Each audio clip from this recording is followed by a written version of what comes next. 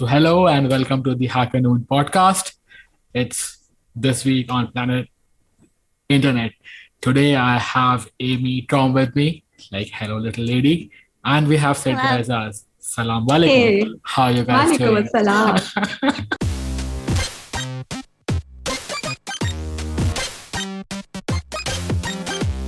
Hacker Noon podcast. Hey, It became namaste. Walaikum Assalam, yeah. Oh my goodness. Right? So, it is a callback to the US presidential debates or whatever. And Exactly. in between the debates, Joe Biden was like, Inshallah. Inshallah. And the entire Muslim world was like, okay, this is our guy. So yeah, it's a very pretty language, Urdu. But today we are here to discuss about decentralization, what it means to somebody or some organizations who might not have been digging down the mines of cryptocurrencies and blockchains for years and years to come. But it's more from the perspective of where the next million or the next billion people to cryptocurrencies, to blockchain technologies, and to decentralization in general are going to come from. For that, we want to get a fresh perspective on what decentralization means and where is the road taking us. So without further ado, I'd like to pass the mic back to Amy and let's hear what she has to talk about decentralization, what it means to her. Wow. What a question. That is a loaded one. Utsav, I have a lot of thoughts on decentralization. Right. I think that it's definitely important, and I am all about more power to the people and less power to the Jeff Bezoses of the world. So I am all for decentralization of businesses, of money, of power. Yes. Love it. I'm here for this movement. I'm on board. Right. I have this small joke to make. So decentralization is like this movie corner, right? It has so many actors, like all of Oh them my equally gosh. important. Nicolas Cage, the most important actor of all time. There are no most important people in decentralization. Nicolas Cage is just one of the I have guys. just watched one movie on Nicolas Cage, and that too in a bus. And then I didn't have I haven't any even choice seen that one. because there was this big screen in front of me, and I couldn't do anything. I couldn't help it. And it was about the other guy was the Grease guy, the person who is a Oh, star. John Travolta? Exactly. And they removed each other's faces. Oh, face off. Face off, exactly. That was my first and last experience with.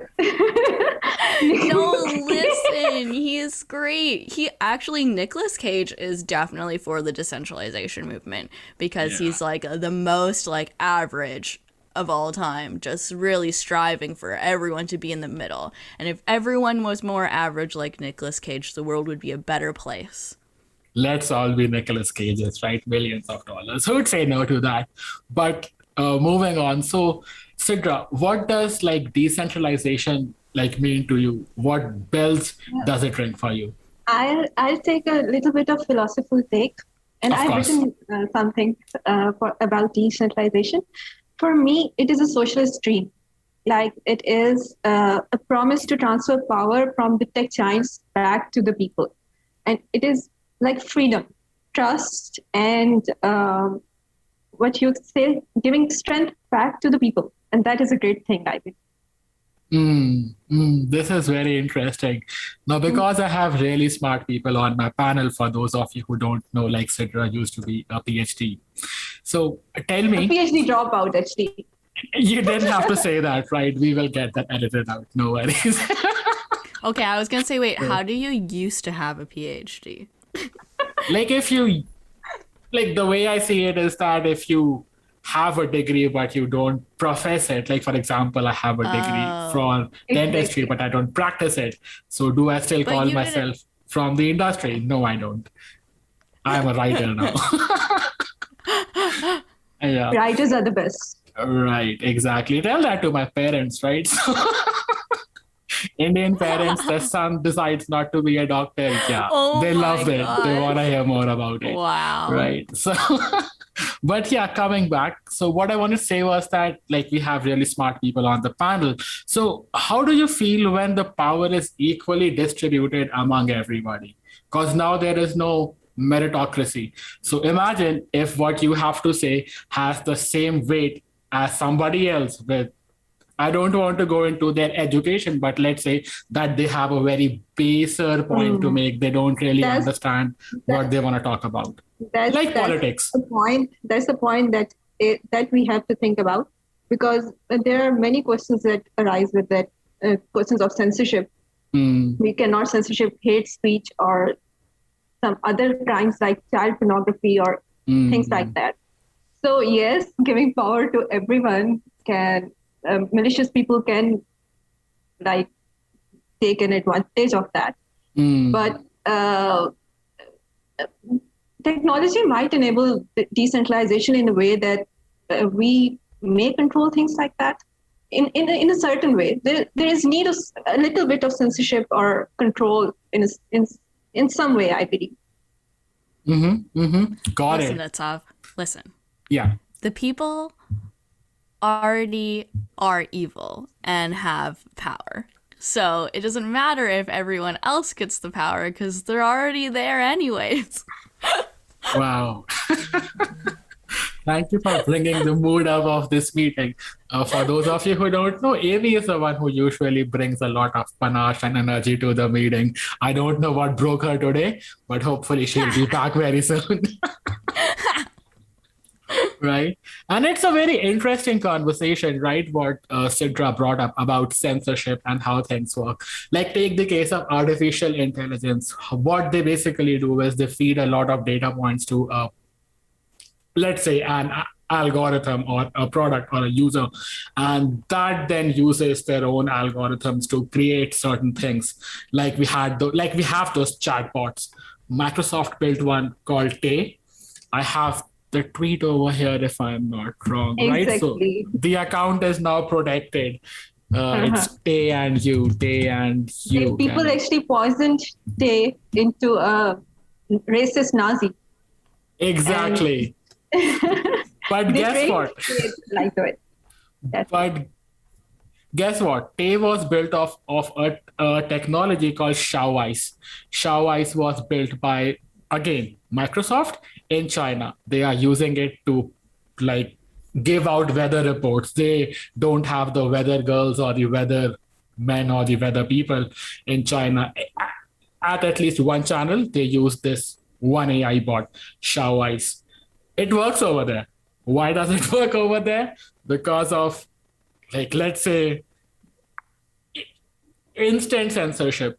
The second it like mentions something bad, it goes out. Tiananmen Square goes out, and because I mentioned it, this podcast might now be censored in China. But anyways, the point which I'm trying to make is that massive censorship can have a very similar effect to what you would want a just world to be like, and at the other end, no censorship could lead to a very dystopian future where exactly. nobody wants to live. How do we harmonize the two?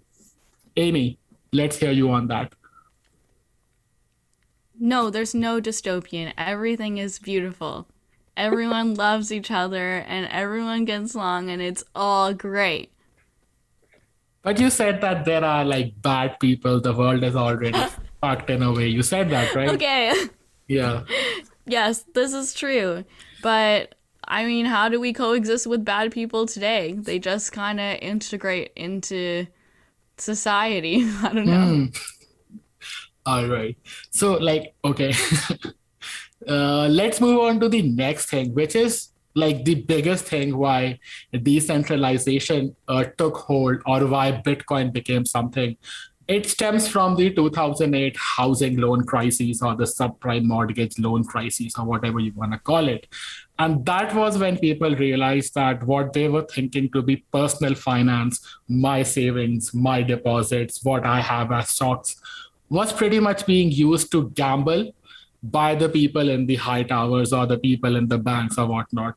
So this movement like came up where it says like we don't really need banks. Let's take the power back to ourselves. I become the arbiter of my fate. And that leads to something called social finance, where really smart people like you guys can pool your money together or decide together. There are things such as a DAO, a decentralized autonomous organization. What it does basically is it takes the decisions based on what you tell it. So it wouldn't be the entire world. It wouldn't be the bad people, as Amy call it, but only those people in the same DAO where Amy's and the people in the DAO have similar interests. So that leads us to something called a social finance. Where would you guys like want to be? Like, what side of the fence would you guys want to be? Would you want to be on the side of personal finance, where let's say you deposit your money in the banks, 90% of that is given away by the banks to people who want to borrow money, and they do it with reckless abandon, to put it mildly? Or would you want it to be in a system like a DAO, where people like you take decisions on matters where you have an actual say? Wow. Let's start what with a Sidra on leading that. question. All my questions would be leading. Let's start. I'm for social finance.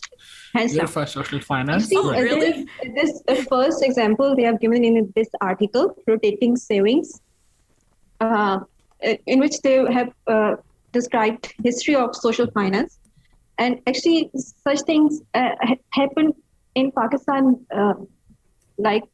It has been happening through centuries.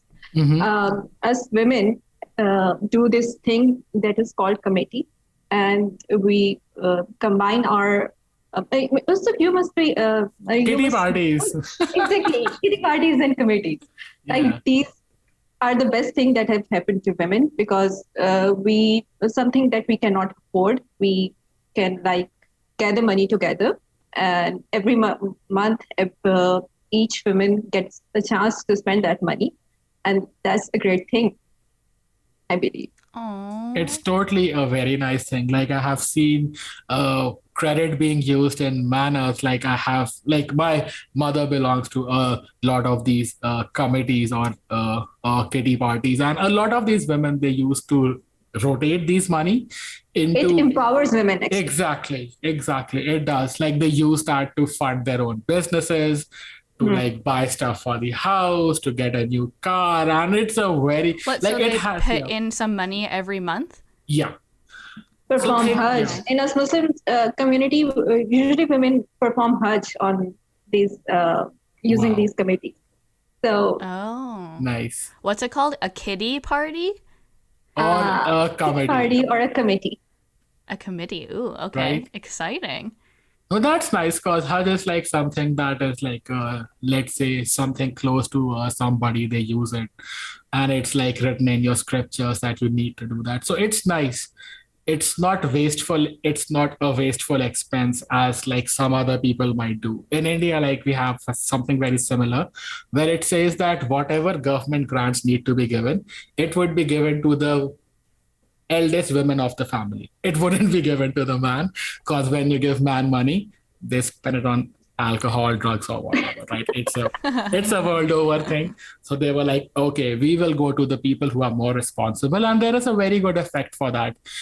So what happens is that women are less likely to cheat based on like facts and figures. I'm not pulling stuff out based on preconceived notions, but more on they are less likely to cheat when there is this social construct around it, just like this.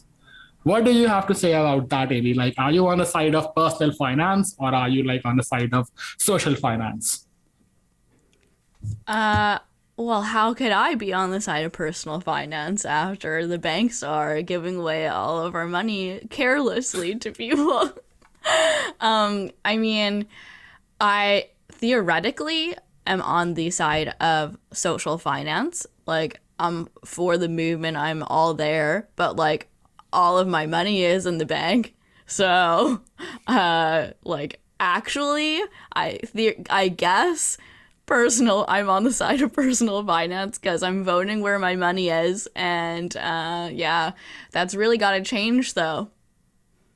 And that makes sense. I guess it leads us to this where if you have more personal freedom, because Amy lives in Canada and I live in India. So where there is like more personal freedom, where there is more transparency, where banks can be less likely to play truant with your money, like because of all of these controls, checks and balances, people are more likely to trust these organizations. And maybe, just maybe, the DAOs of the world are very similar to banks based out of Canada. I might be getting it wrong, but I guess the direction that I'm going towards might help in a particular manner.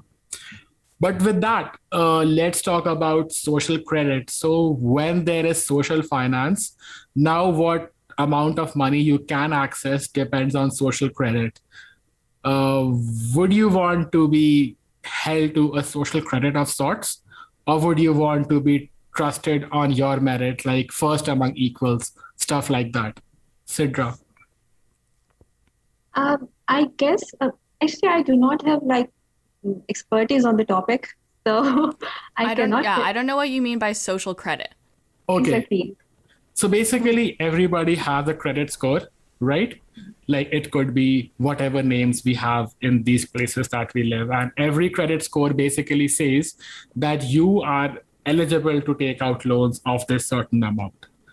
So when there is this thing called a social finance, now instead of one person having like authority over their own credit score, it is the society that has this credit score. So you might be an outlier, you might be somebody who is brilliant, exceptional, but your credit score might be lower just because you like live in a bad neighborhood. Is that acceptable? And if not, how can we fix that? Uh, Again, I guess there should be a little bit of check and balance. Mm-hmm. But for me, if you say personal choice, I'm okay with it. Mm. I'm okay with that because I guess that we have a limited life to live, Right. and everyone has their own like priorities. And for me, mm, perhaps money is not on the top priority. So I can share that. Totally I can share that. Understandable. What do you have to say on that, Amy? Are the people that are deciding who can have the loan or not qualified to do so? Or are they just like regular everyday people? There is no such thing as a qualification now because it's all based on like your social standing. Oh, okay. Well, that's quite alarming because, like, okay, what if I say something dumb on the podcast and then everyone is like, wow, she's dumb. Well, let's cancel her. And then I'll never get a loan. You cannot get cancelled because of decentralization. Think of it like that. Everybody makes mistakes. Like if I were to count, I made 5 before this podcast started, and that's just the last 1 hour. Right? Should I feel bad about it, or should I learn from it and move on? Should that mistake be the defining factor for me? Well, I mean, me to you, I say no. Me to an internet stranger, I say, I don't care. You don't get your loan. Right. I hear you. You are bad. Yeah. Bad people don't get money. I hear you. I don't know what you'll do with that money. I hear you. But like if these questions sounded hard, they were meant to be. And I have a confession to make. So these are the kind of questions that the decentralized world or the people from who are building these DAOs are struggling with till date. They have been trying to find the answers to these questions for the last 5 years or 6 years. Some of the smartest people in the world, and they struggle with these questions daily. And there have been cases where they thought that they had the right answer, and then some hacker came onto the internet and was like, okay, this sounds like a mistake. Let me pay out some money out of it. Millions of dollars have been lost because they weren't able to get the right answer.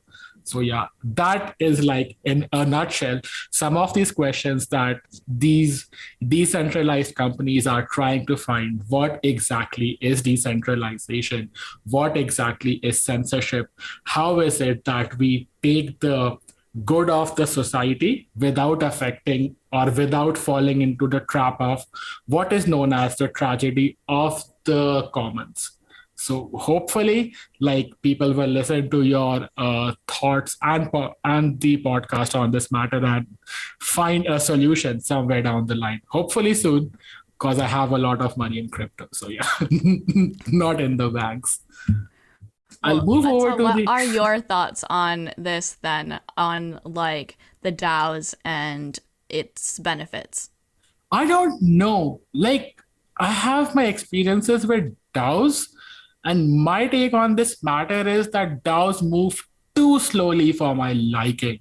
Every decision needs to have a consensus.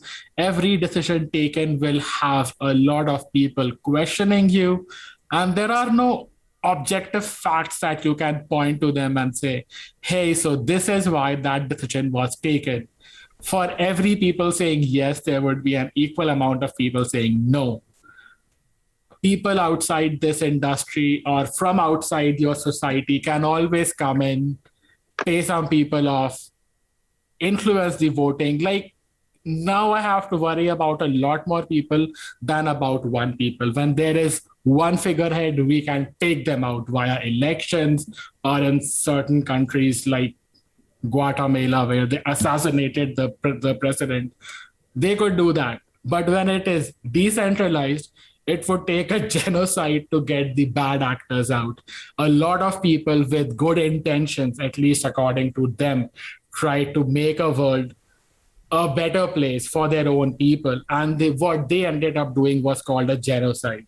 So I guess we would have a similar problem when decentralization comes into a larger picture, where we would need to have multiple figureheads, but we would still need to have figureheads. And when we have figureheads, is it even decentralization? Yes. That is the question. Right. So that's what I'm saying. Like, I am comfortable with the idea.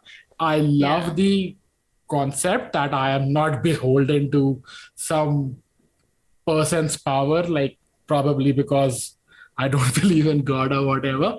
But at the end of the day, it boils down to this. I would still need to be beholden to somebody. Now, who is that somebody? If I don't know that, if I can't influence them to take a decision in my favor, should I even worry about that? Why not clock out? Which is like what most of these Bitcoiners do. They don't care about blockchain. They don't care about decentralization. It is the Ethereum side of the world. On the Bitcoin side of the world, they are like, my money is now on my phone. And like it is not in like any of these banks. I can do whatever I want to do with it. Yeah. Too many unanswered questions. Too many unanswered questions is the exact summary that I should have gone on with if I had a few brain cells. Thank you, Amy. Excellent. You were supposed to say, no, you have a few brain cells. Oh, no. Utsav, you're so smart. Thank you. Right. Now, I want to go over like what I touched upon earlier, which was about AIs and decentralization, right? So where's your thought process on that? This story by Oscar W. It asks a few pertinent questions, right? It says that we live in a world that is very data oriented, and the people who have the most data have also been fined the most amount of money for breaking rules. What do you think that people like? I'm sorry? The tech giants. The tech giants, they have the The data tech giants, yeah. and they have the control. Exactly. So some of these smartest people in the world, they decide to break the law. Like, first of all, why? They are already billionaires. What do they want? They want to be trillionaires? Or like, is there a benefit for breaking the law? Because if they are being fined, they probably broke the law. I mean, I don't think that they're necessarily breaking the law on purpose, but cybersecurity is such a slippery slope, and these organizations are huge. So I would imagine that like even one backdoor could like open up a wide range of vulnerabilities. Right. I'll make it simple for you. You have a Facebook profile. Let's say it's the 2010s and you have a Facebook profile. And Facebook decides that whatever information you have posted on your profile can be accessed by a mobile app or some application built on Facebook. They say that, okay, if you check these boxes, you can become a Facebook app. So you say, hey, I'll play this game. What personality type am I? Am I Cinderella or whatever other fairy tale is? You play that game, you answer 5 questions. In return, they get all of your data. They know what pages you like, they know what people you engage with. Is that ethical? Does it take a really smart person to say, hey, that sounds about wrong? An idiot would say that this is wrong. And these are very smart people who said, that's okay. I got paid for it. The joke's on you for using my social media platform. Nothing is free in this world. Nothing is free. Nothing is free in this world. Like free. that I get, but it's this responsibility that like these are the kind of things that led us down to the path where we are thinking decentralization would be a solution. You have just resurrected a deep memory in my brain from probably the 2010s of me using Facebook to do all of the quizzes, and I am so deeply ashamed. It's okay. Everybody did that. They either admit to it or they don't. Everybody did that. Right? Like I when totally forgot about that. yeah. Like when I got Facebook, it was 2008. You had to have a college ID. I had just gotten into college. And you had to invite 20 friends to Facebook before you could use any of their apps. Every time I had to use an app, I had to tag 20 people. I did that twice and then I was like, should I keep spamming my friends? Because I want to know what personality type am I. Right?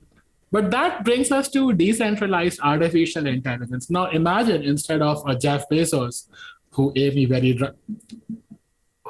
allegedly hates, or a person no, it's not alleged. Okay, I wanted to use the word alleged. Who's the person we all hate, like people on a certain political spectrum hate. So how does that reconcile with the fact that these are the people who are making all of these decentralized AI software? Because it needs the kind of resources that you and I might not have. So it is these smart people saying, I'll build something that takes me out of the picture. But we have examples of these people not taking themselves out of the picture. Is there something that we can do to solve this, Sidra? Actually, I want to share another article with you guys. It is also published here. And there's this way that, let me share it with you. It is putting the blinders on AI. Written by a professor.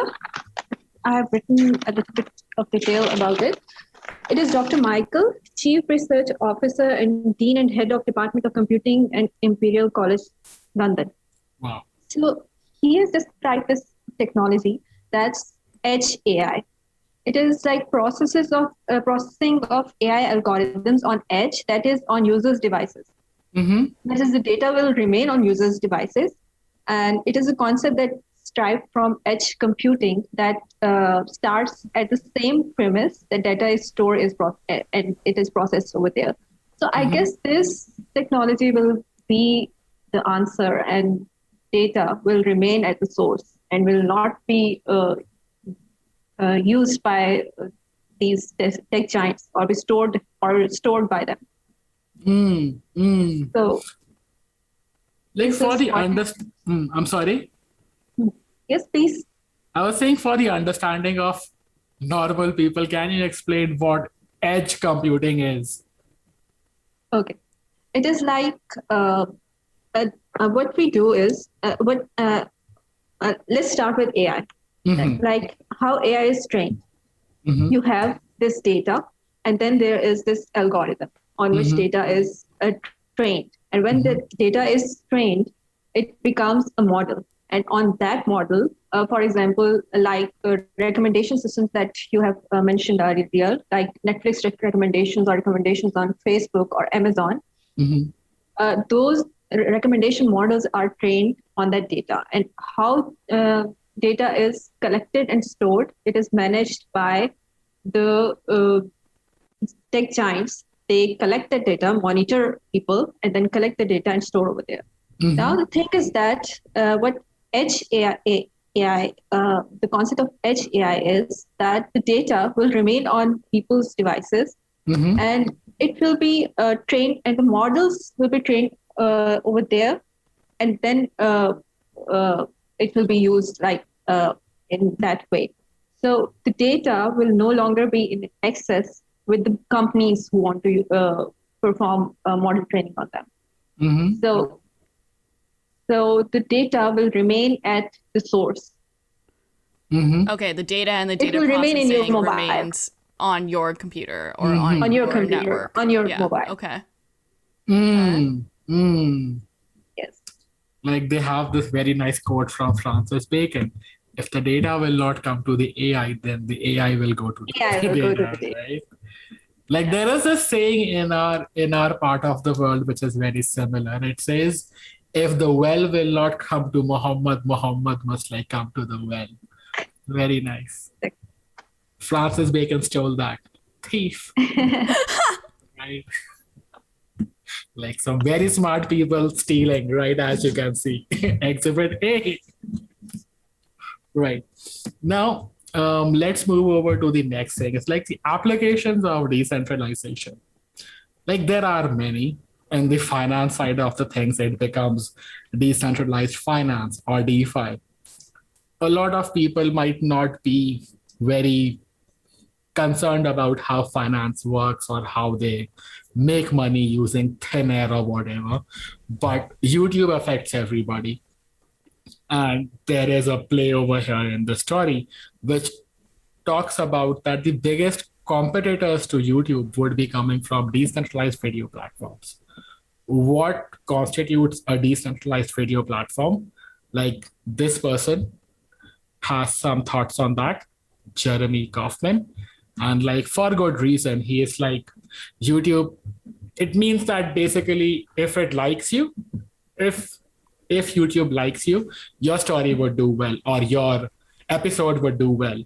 But if you are somebody new, you need to climb all of the ladders and it might be very late for you before you get there. So their algorithms are not objective. Decentralization would make it objective. Do you guys think, based on the conversations that we have had, like maybe with the help of edge computing, can we like create algorithms that are objectively fair? Um, Fairness of algorithm is like an entire different that's an entire different research area again. And people are working on that bias free fair algorithms, Mm-hmm. and there are many ways to do that actually. Mm-hmm. You need to Oh my God, explain that, okay, I Sidra. You are too love- smart for us. You need to explain these Yes. things to us. I love like Sidra's left brain is Yeah. just like doing the calculating and like doing the analytical answer, and I was just gonna be like, yes. Yeah. I didn't understand it, but it sounded very rational. Yeah, Actually, please there's explain this that. Yeah. language barrier. I might have explained things better in my own language. I know your language. You could use that. I can translate that. That's one thing that I'm good at. So there is this concept, algorithm bias or AI bias. Mm-hmm. Companies have used it like used and abused algorithms to give answers that are like to get things that are like more, you say, are more that will help them more. And then again, there are like the data is in that way that when algorithms are trained on them, again, the data is biased in itself. I'll give an example. For example, there are algorithms that, for example, Zoom. There was a tweet on Twitter in which a person has shared his professor who was black. And he said that with background, my professor's face vanishes. That tweet was quite viral. And the thing was that algorithm could not recognize the professor's face. And it was because the algorithm was not trained to recognize black faces. And that was a racist algorithm, actually. Then again, there was this very famous tweet in which there was a picture of Obama and another white man. And the Twitter algorithm, the cropping algorithm, always picked the picture of the white person. You can find it over on the internet. We find it for us over here. So yes, algorithms are biased. And one of the reasons that I'm telling you is that the data that fed to them is actually biased. Well, it depends on what data they feed them, does it not? Yes, exactly. They could feed them if you manipulate theoretically unbiased data. Exactly. Let me find the tweet. And in the meantime, I guess Utsav and Amy. Yeah, I think it's no, I lost my train of thought. Right. I have a very simple example for that, right? So look at all of these tobacco companies. They are the ones commissioning studies, or at least were doing that blatantly in the 60s or the 70s, saying that smoking was actually good for your health. Like they were doing all of these studies, and because they were feeding their researchers or statisticians, because they did not have the kind of computing power that we have today. So they were getting these statisticians to present data in a way where it gave out the impression that smoking might actually be beneficial for you. I mean, that kind of stuff still happens today, does it not? Exactly. Like, we're just going to morph the data to give out the impression that this is what happened. Exactly. That's how marketing works, right? There is a new car that like comes out. It always has beautiful people next to it, right? So yes, that's how marketing works, like how you present data, how you make people think. But yeah. Yes. And I was going to say, like, on the YouTube decentralization, like, platform, or like decentralized YouTube, I feel like the algorithm could be made if done correctly, or like by people who are going to feed it non-biased data. But are people going to adopt it is like another layer to it as well, because YouTube is a central place that everybody can visit, that they know where to search, they know what kind of content they're looking for, they know where they're going to get generally. But to learn a new platform would be another story that people will have to use the marketing to convince people to make the switch over. Sidra, again, you'll have to explain this tweet to us. Exactly. Utsav, open this picture. It This is one? like Twitter's face detection algorithm, cropping algorithm. And now open another picture. Oh, yes. Open the The picture. next one. Open it. And see. Okay. In the first image, So- Obama was... Twitter crops So my pictures. it I had is- no idea. Twitter cropping the picture, the Twitter picture, algorithm and cropping the that picture algorithm to is biased towards black people. Yes. It's cropping the photo to the white man instead of Yes. to Obama. even though he was in a different position both times, Exactly. it still brings the attention to the white man as opposed to the black man. Interesting. Change Yeah, the I mean, color there's like of a the whole, tie. there are whole things on. Maybe it's color of the tie. Is that? But No, there are whole discussions and arguments on yes. how the social aspect of algorithms are racist. Sorry, the Exactly. aspects of social media algorithms are racist. So Instagram, Twitter, Facebook, the algorithms that pushed the algorithms that push down content creators who are Black or LGBTQ plus, or talking about Black Lives Matter or racial movements or things like that, are getting pushed out of the algorithm. And Instagram recently rolled out something about disabling sensitive content that struck a really big chord with the people of color and LGBTQ plus community of content creators on Instagram, because they're essentially trying to limit the quote unquote sensitive content that people see. But what they deem as sensitive content is a lot of what these people's platforms are based off of, but in a more of a positive way. And they're still limiting the reach that these people have when they're trying to show trans people that they are accepted or whatever the case is. The Instagram algorithm will take that out as well. So really interesting too. So, like, I've always wanted to ask this question.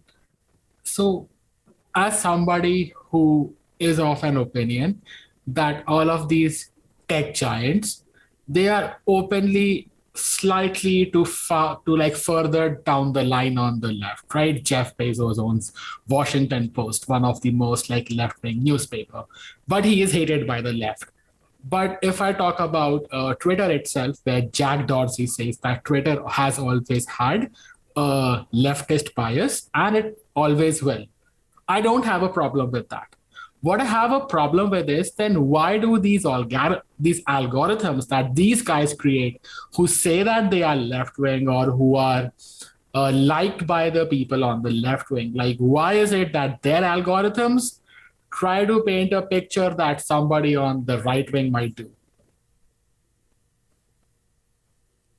Maybe might they're is white. right, and right people are more, and the data that you get is like.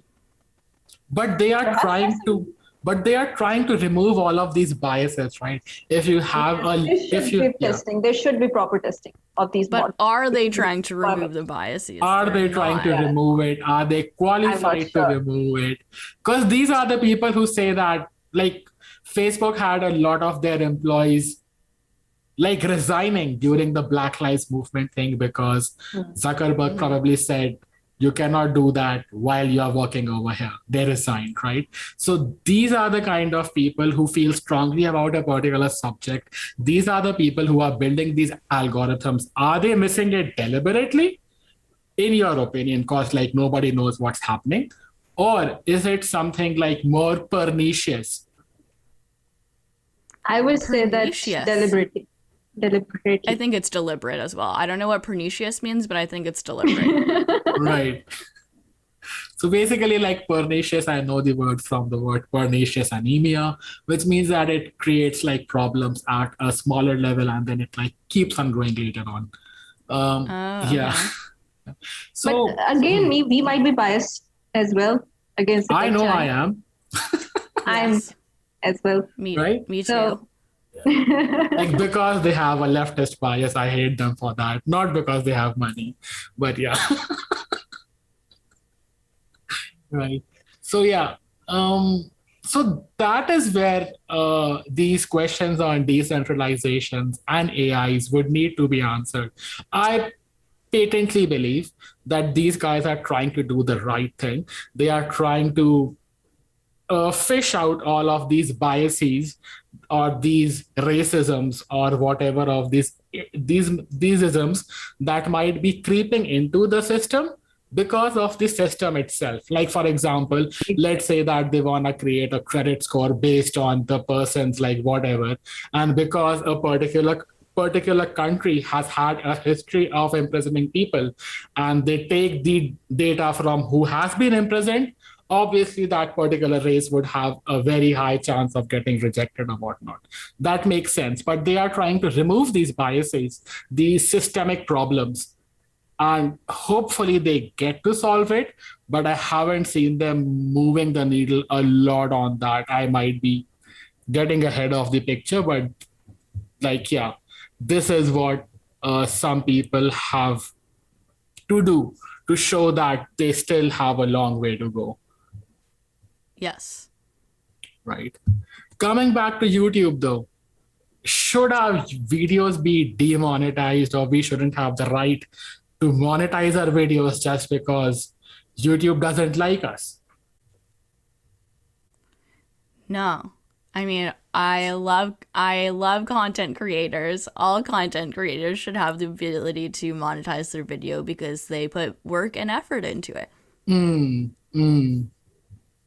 So yeah, check out what this guy is doing, a hackathon writer who created library and open source. Everything is open source these days. Digital marketplace built on blockchain. It's Libri. Libri. Libri. Jeremy You know how Kaufman. like startups and like tech companies, they always have to have like the special spelling of the company name. Yeah. Imagine Elon Musk kid, Libri. right?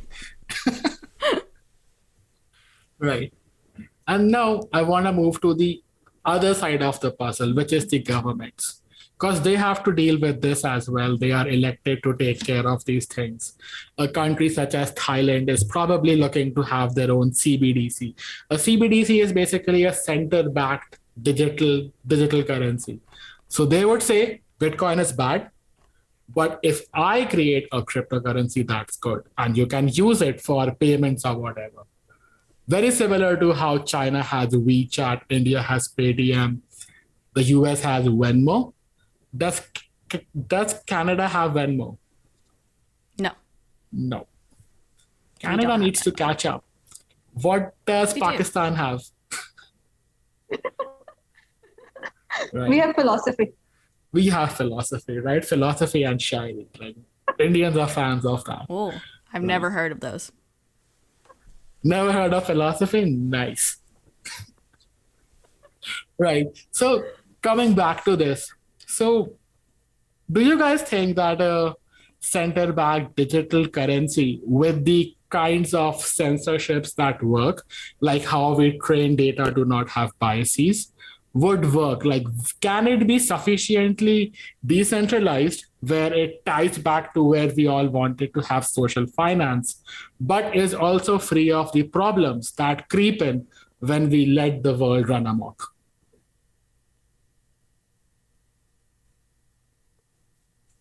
Let's go with Sidra first. Well, first of all, I really like this featured image of this article. It's like exotic. It's exotic, right? What is it, Amy? I have no idea. It's Lord Buddha. But Right. there are too many hands for, like Buddha has just two hands, I believe. Indian gods, they have multiple hands, period. And if they don't, they can have them. They leave it to the interpretation of the artist. So there are gods who have 33,000 hands. Where do they come from? Where do they go? No one knows, but it exists. So these are too few, like probably a smaller god. But yeah, Whoa. Okay. this is Lord Buddha. Yeah, let's move. Well, I didn't know I was gonna get cultured today. You have an Indian and a Pakistani on the panel. You are gonna get cultured. Excellent. Let's teach her a little bit of Hindi and Urdu.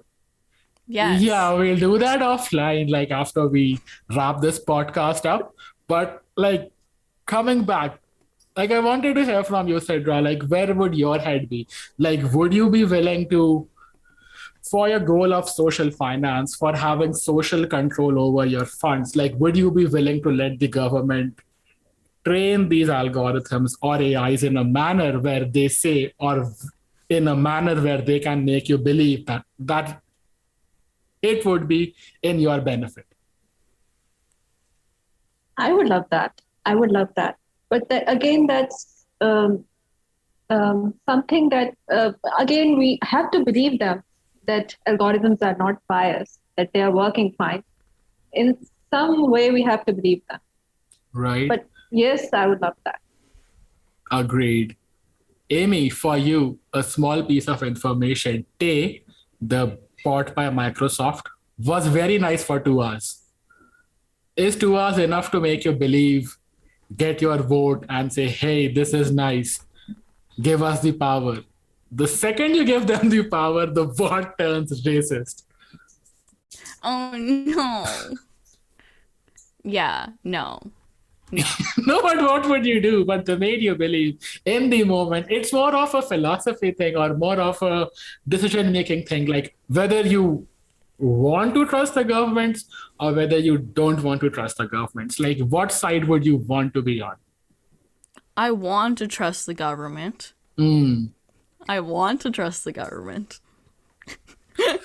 Right. That makes a lot of sense. Government. Yeah. Yes. So, yeah. So that is like, I guess, the goals that these governments have in terms of centrally backed digital currencies. The Bitcoin maximalists or the toxic Bitcoiners, they don't like it at all because they are like, this is fiat in a new bottle. They might have their own arguments, but like, this is what I wanted to buttress, that like for a lot of us, this is going to make a lot of sense because the benefits anyways outweigh whatever risk that the system might have. And with that, I'd like to have some closing words from the two of you. Let's start with Amy first for a change.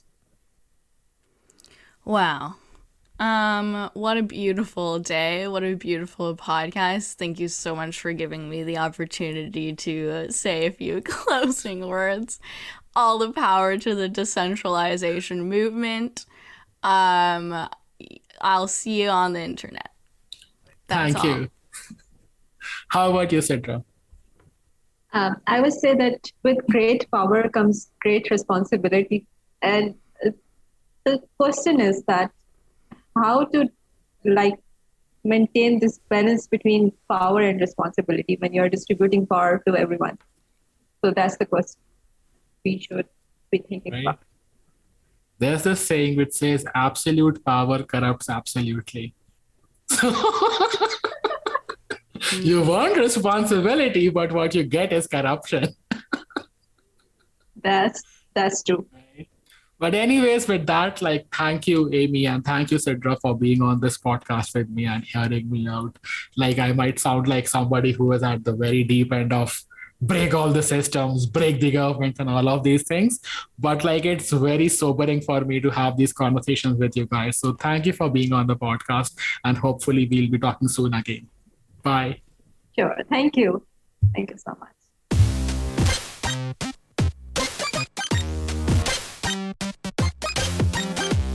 Afternoon podcast.